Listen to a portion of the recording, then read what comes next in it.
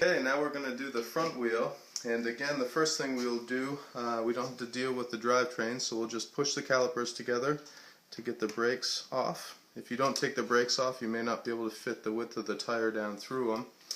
Once that's done, we'll loosen the skewer and loosen it a bit, and that should come right off. And now we'll put it back on, and to do that we're going to make sure that the skewer again is greased.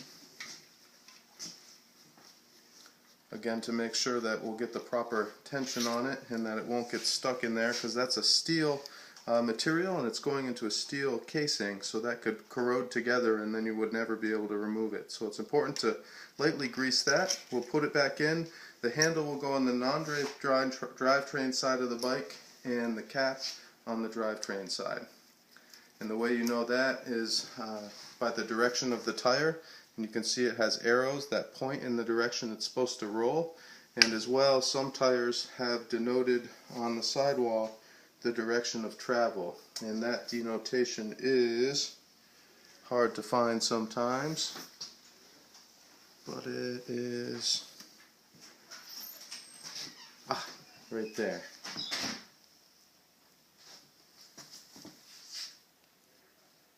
So the tire would roll this way.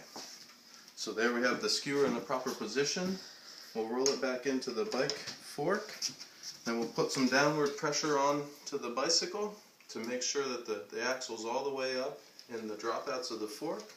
And then we'll hold this and we'll turn the lever until we get that tension that's about halfway of the throw. It starts to tighten, and then we'll push it all the way closed, as far as you can go. And right in front of the skewer stanchion, so that again we could get our fingers around it to remove the wheel if we have to. Last step is we'll put the brakes back together, again pushing the noodle through the cage and attaching the accordion boot over the end of the noodle. And we'll give the brakes a quick squeeze, spin the wheel to see that it's not rubbing, and we're all set.